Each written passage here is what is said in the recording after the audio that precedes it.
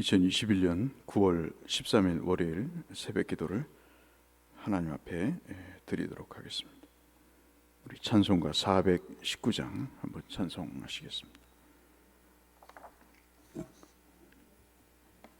찬송가 419장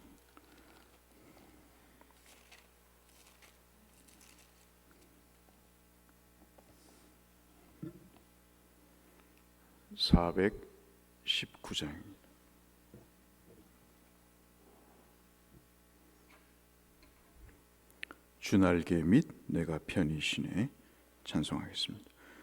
주 날개 및 내가 편안히 쉬네 밤 깊고 비바람 불어쳐도 아버지께서 날 지켜주시니 거기서 편안히 쉬리로다. 주 날개 밑 평안하다.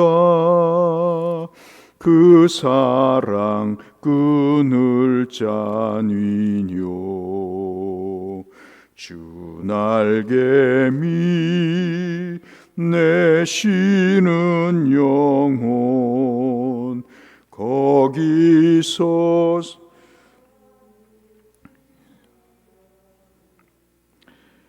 주 날개 밑 나의 피난처 되니 거기서 쉬기를 원하노라.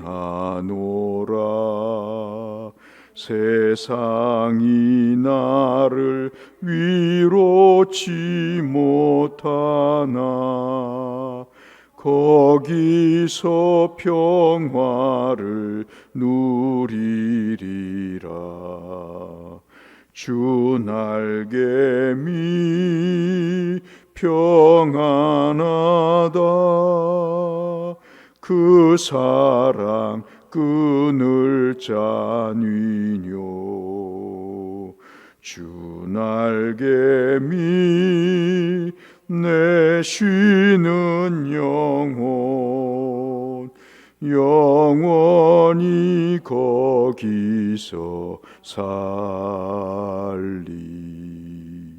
주 날개 밑 참된 기쁨이 있네.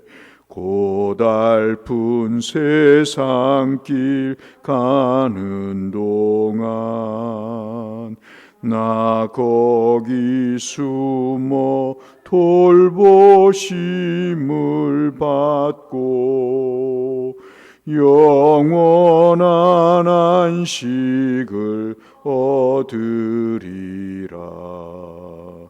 주 날개 밑 평안하다. 그 사랑 끊을 자니뇨. 주 날개 밑 내 쉬는 영혼 영원히 거기서 살리.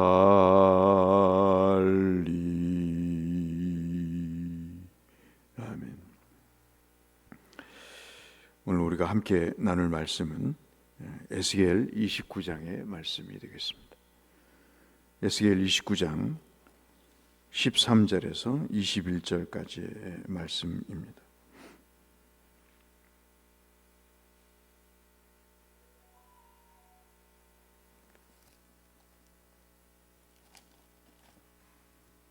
에스겔 29장 13절에서 21절까지의 말씀을 잠시 보겠습니다. 에스겔 29장 13절에서 21절의 말씀입니다. 주 여호와께서 이같이 말씀하셨느니라. 40년 끝에 내가 만민 중에 흩은 애굽 사람을 다시 모아 내되 애굽에 사로잡힌 자들을 돌이켜 바드로스 땅 곧 그 고국 땅으로 돌아가게 할 것이라. 그들이 거기에서 미약한 나라가 되되 나라 가운데 지극히 미약한 나라가 되어 다시는 나라를 위해 스스로 높이지 못하리니 내가 그들을 감하여 다시는 나라들을 다스리지 못하게 할 것입니다.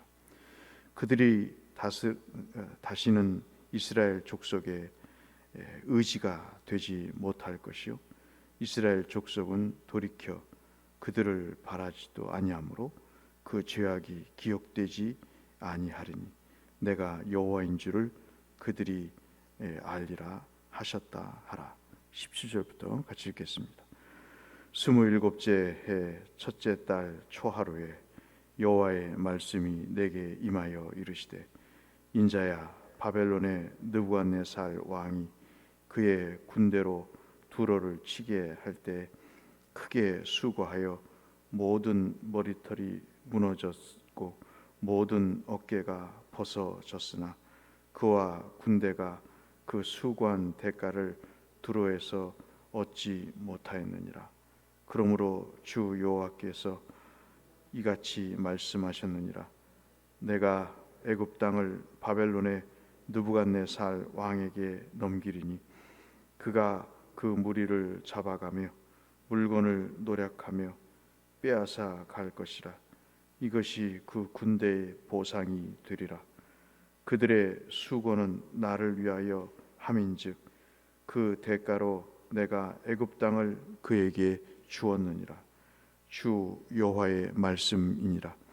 그날에 나는 이스라엘 족속에게 한 뿌리 나는 또 내가 그들 가운데 일을 열게 하리니 내가 여호와인 줄을 그들이 알리라. 아멘. 사시면서 좀 허망하다 이렇게 느끼신 적이 없으신지요? 내가 그렇게 갈망하고 애지중지하고 그렇게 애쓰면서 움켜쥐었던 것, 이걸 놓으면 나는 이제 끝이다 라고 생각됐던 것들에 대해서 여러분은 실망하신 적이 있으신지 모르겠습니다. 저는 조금 덜어 그런 것을 경험해 봤습니다. 이것만 갖고 있으면 내 인생 피겠다 생각했던 것이 아주 손에 물이 빠지듯 모래가 빠지듯 그렇게 허망해지고 실제로 그것이 내 인생에 도움이 되지 않는다는 사실을 저는 조금 깨닫게 됩니다. 여러분들께서는 저보다 많이 사셨기 때문에 그런 경험들이 더 있으실 거고 또 그런 경험을 통해서 그 믿었던 것들이 얼마나 허무한가 하는 것들을 더 잘 아실 것이라 그렇게 확신이 됩니다. 언젠가 설교에 말씀을 드렸다시피 뭔가를 찍어 먹어봐야 맛을 알 수도 있겠지만 그러나 우리가 어떤 신앙의 한 길을 걷다 보면 어떤 경지에 오르다 보면 손으로나 육체적으로나 또는 정신적으로 뭔가를 찍어 먹어보지 않아도 그것이 참 해롭다 하는 것을 알 때가 오지요. 아무리 실험을 안 해도 경험을 안 해도 하나님의 말씀에 비추어 보면 그것이 별로 맛이 없다는 것을 알게 됩니다. 그래서 그러한 신앙이 우리로 하여금 시행착오를 줄이게 되고 옛날에 믿고 의지했던 것들에 대한 생각을 바뀜으로 인해서 그것으로 빚어지는 여러 가지 폐단들을 우리가 감수할 수 있고 또 감내할 수 있고 그리고 또 그것을 극복할 수 있는 그런 은혜도 우리가 받게 됩니다. 오늘 말씀은 그런 맥락에서 한번 봤으면 좋겠는데요. 여러분 에스겔서를 참 긴 말씀입니다마는 환상을 통해서 다가올 하나님의 심판을 말씀하시고 이스라엘과 유다와 그리고 그 주변 국가들을 막론하고 하나님의 세상의 주권자임을 말씀하시면서 특별히 이스라엘을 회복하기 위해서 그 심판의 경고를 하시는 것이 주된 내용이고, 이스라엘이 고침을 받고 돌아오는 것이 핵심적인 그 주제가 되겠습니다. 결국 그렇게 기라상 같았던 주변 국가들은 결국 그들이 하는 일이 몽둥이였고, 그리고 택한 백성을 회복하게 하는 하나의 도구였지, 그들이 세상을 주름잡는 것 같지만 결코 그들은 주연이 아니고 주인공이 아니고 조연도 못 되는 그런 사람들이었다, 그런 존재들이었다, 이렇게 볼 수 있겠습니다. 오늘 우리가 읽은 29장이 있는 이 25장부터의 말씀은 이미 25장부터 이방 민족에 대한 그런 심판이 있게 되죠.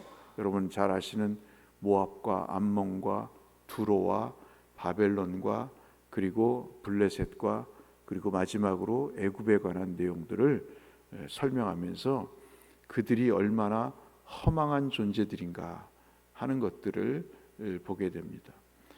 여러분 보고 아시죠? 보고는 참 그 등치가 크지도 않으면서 자기의 그 모습을 부풀리기 위해서 배를 잔뜩 공기를 넣어서 자기가 큰 존재인 것처럼 생각을 하고 그렇게 신용을 냅니다.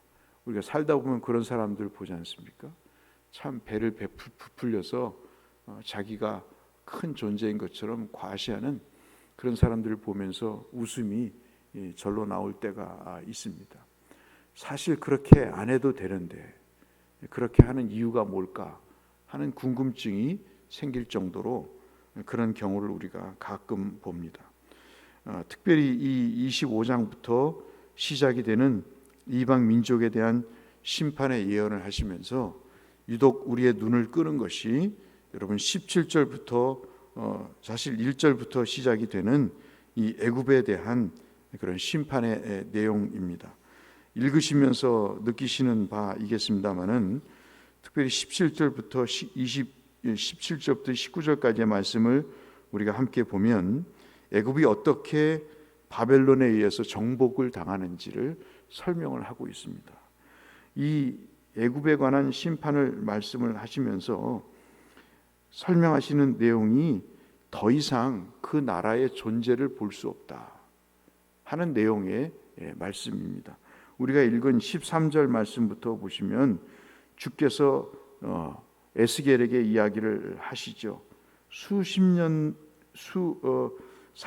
끝낸 후에 내가 만민 중에 흩은 애굽 사람을 다시 모아내되 애굽에 사로잡힌 자들을 돌이켜 바드로스 땅 곧 그 고국 땅으로 돌아가게 할 것이다. 그들이 거기에서 미약한 나라가 될 것이다. 그런 경우를 참 봅니다. 무너지지 않을 사람, 참 대대로 강건할 사람, 그 사람이 하루아침에 쓰러지는 경우를 봅니다. 그 사람이 뇌에 혈관이 터져서 반신불구가 되었대. 그렇게 건강했던 사람이 어떻게 그렇게 됐어? 그런 경우들을 우리가 가끔 봅니다. 그러면서 나이 먹어가는 그런 내 연약해져가는 몸을 보면서 또 위기의식을 느끼게 되고 또 인생 무상의 그 경험을 하게 되죠. 애굽이 어떤 나라입니까? 애굽은 이스라엘에게 도움을 주는 것 같지만 이스라엘의 모든 신앙을 갉아먹는 가장 중요한 나라 중에 하나였습니다. 출애굽이 어디서부터 시작됐습니까? 애굽에서 시작이 되죠. 바벨론이 강력한 국가를 유지하고 페르시아가 그렇게 최첨단의 국가 정책을 썼어도 애굽만큼 그렇게 신앙을 근간을 뒤흔드는 그런 일들을 자행하긴 것에 볼 때 애굽을 따라올 수 없는 상황이죠. 애굽은 그렇게 이스라엘 민족에 있어서 참으로 희한한 존재의 국가였습니다. 그들의 먹을 것, 그들이 배고플 때 그들에게 식량을 제공하고 살 곳이 없을 때 고센 땅을 허락했던 민족이지만 그러나 한편으로는 이스라엘의 정신과 그 신앙을 갉아먹는 중요한 요인이었습니다. 걸핏하면 애굽으로 내려가서 애굽의 도움을 청하겠다고 예레미야 시대에도 그랬고, 지금 에스겔 시대에도 그런 상황이 지속이 되고 있는 것이죠. 정말 하나님을 믿다가도 애굽으로 내려가서 애굽의 고기 국물을 찾고 애굽에서 먹었던 부추와 마늘을 생각하고 애굽 사람들이 주었던 그 고단하지만 그래도 안락한 삶을 추억하고, 심지어는 하나님께서 인도하신 모든 경험을 하고 나서도 그들은 애굽을 동경하는, 애굽은 참으로 믿는 사람들에게 있어서 이상한 나라였습니다. 참 신기한 나라였습니다. 그런 애굽이 지상에서 사라지는 역사를 주님이 말씀을 하고 계시는 것이죠. 16절 보실까요? 그들이 다시는 이스라엘 족속의 의지가 되지 못할 것이요. 참 하나님은 그러신 것 같아요. 하나님은 당신의 존재를 나 여기 있다고 말씀도 하시지만, 그러나 당신이 지금 현존에 계시다는 그 사실을 알려주시는 방법 가운데 하나가, 하나님이 아닌 다른 것을 의지할 때 우리 모두가 아는 바대로 그 의지의 대상을 꺾으심으로 하나님이 계시다는 사실을 말씀해 주고 있는 거예요. 근데 우둔한 인간은 그걸 모르고 그저 부추와 마늘을 동경합니다. 고기 국물을 생각을 하죠. 삶에 있어서 마늘과 부추가, 고기 국물이 필요하겠죠. 그러나 그게 어찌 하나님을 대체할 수 있겠습니까, 여러분? 아무리 광야가 힘들고 어려워서도, 아무리 이스라엘이 군사력이 뛰어나도 그것이 어떻게 하나님의 은혜와 비교할 수 있겠습니까? 어떻게 하나님의 은혜를 대체할 그런 대용물이 될 수 있겠습니까? 그런데 인간은 그렇지 않고 애굽으로 돌아가자, 애굽의 병마를 의지하자, 애굽의 도움을 청하자, 애굽으로 가는 것이 살 길이다, 그렇게 판단을 하게 됩니다. 그럴 때 하나님께서 17절, 그래서 함께 읽자고 하셨는데, 그 강력한 애굽을 하나님께서 바벨론에 의해서 멸망을 시키시는 그런 일을 감행하시죠. 우리가 꼭 기억해야 될 것은, 우리의 의지의 대상은 우리가 신뢰할 만한 대상이 결코 아니라는 겁니다. 그것은 하나님의 주권과 하나님의 현존을 드러내는 도구일 뿐이지, 그것이 우리에게 소망이 되고 그것이 우리에게 기쁨을 주는 것은 결코 아니라는 것이죠. 애굽은 각자에게 다른 모양으로 나타날 것입니다. 여러분 잘 아시는 대로 건강일 수 있고, 자식일 수 있고, 돈일 수 있고, 지식일 수 있습니다. 앞서 제가 말씀드린 대로 저는 지식이 인간을 행복하게 할 줄 알았습니다. 그러나 그것도 시간이 지나니까 유행에 민감한 것이라 그 시기가 지나면 다 쓸모없는 퇴적물이 될 뿐입니다. 또 다른 이론이 나타나서 그 애지중지했던 그 지식은 사장되기가 일수인 것을 경험을 하게 되죠. 한때 메뚜기일 것입니다. 한철의 메뚜기일 뿐이지 세상 것은 영원한 것이 없다는 것이죠. 세상 천지에 무엇을 의지하겠습니까? 여러분 자식을 의지해서 행복하신 적 있습니까? 돈을 의지해서 여러분 인생의 세상 말대로 팔자가 풀린 적이 있습니까, 여러분? 그것도 쓸 때뿐이죠. 그것도 몸과 마음이 따라주지 않으면 쓸래야 쓸 수도 없는 무용지물이 될 수밖에 없는 것이 우리의 삶에서 얻어지는 경험의 중요한 내용입니다. 그래서 시간이 지날수록 붙들 수 있는 것, 신뢰할 수 있는 것, 정말 우리가 바라고 소망하는 것은 오직 하나님밖에 없다는 사실을 우리에게 말씀해 주고 있습니다. 세상에 어떤 것을 의지하고 싶을 때, 여러분 오늘 29장 에스겔서를 한번 읽어보시면 구구절절하게 에스겔을 통해서 하나님이 왜 그렇게 헛되게 사는가 하는 것들에 대한 깨우침을 우리에게 주고 계시는 것을 확인할 수 있겠습니다. 하나님을 선택한 이스라엘은 행복했지만 하나님을 버린 이스라엘은 결국 실패와 그리고 심판의 상황에 직면해 가는 것을 우리는 보게 됩니다. 하나님께서 우리에게 애굽의 멸망을 통해서 다시 한번 우리의 소망이 되시고 우리의 믿음과 신뢰의 대상이신 하나님을 회복할 것을 말씀하시면서 이 말씀을 우리에게 주고 계십니다. 하나님은 이 모든 일을 통해 당신을 바라보며 회복의 치유를 말씀하시면서 우리를 온전하게 이끌어 가시기를 원하시는 그 심정을 우리가 이 말씀을 통해 읽어보시면서 확인하시면서 이 하루도 그 하나님을 전적으로 신뢰하시고 살아가셔서 기쁨과 하나님이 주시는 행복을 경험하시는 하루가 되시기를 주의 이름으로 축원합니다. 거룩하신 아버지 하나님, 잠시 애굽의 허망함을 살펴봤습니다. 누가 망하리라고 생각을 했겠습니까? 우리가 인생을 살면서 믿었던 것이 허망하게 무너질 때를 경험합니다. 하나님 아버지, 작고 큰 그 경험을 겪으면서도 또 다른 의지의 대상이 나타날 때 하나님을 버리거나 하나님과 겸하여 섬기는 우리의 연약한 모습을 봅니다. 우리의 왕이시오 우리의 주 되신 여호와 하나님을 전적으로 신뢰하면서 오늘도 그 주권의 그늘 아래 살아가는 믿음의 삶을 살게 하여 주옵소서. 예수님 이름으로 기도드렸습니다.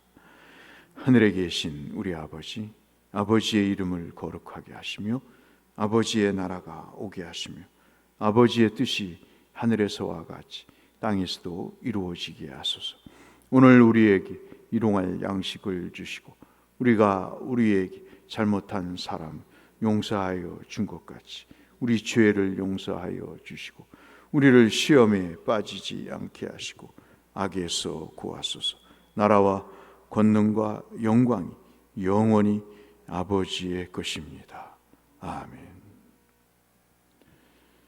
일주일을 시작하시면서 하나님 앞에 큰 축복을 받으시고 또 건강하시고 형통하시는 일주일이 되시기를 바라면서 우리의 기도가 필요한 성유사님과 또 형제 자매들을 위해서 함께 중보하며 나가도록 하겠습니다.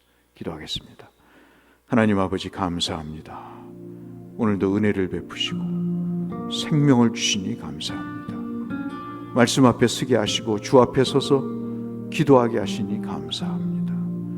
하나님께 왔사오니 주를 의지하는 마음에 주의 은혜를 더하시고 하나님의 복을 기름 붓듯이 부어주셔서 신령하고 성결하게 하여 주시고 하나님의 뜻을 받들어 사는 참 믿음의 제자의 그 귀한 삶이 있도록 도와주셔서 그것을 통해 주시는 하나님의 소멸되지 않는 결과들이 우리의 삶에 수놓아질 수 있도록 주여 은혜 베풀어 주시옵소서.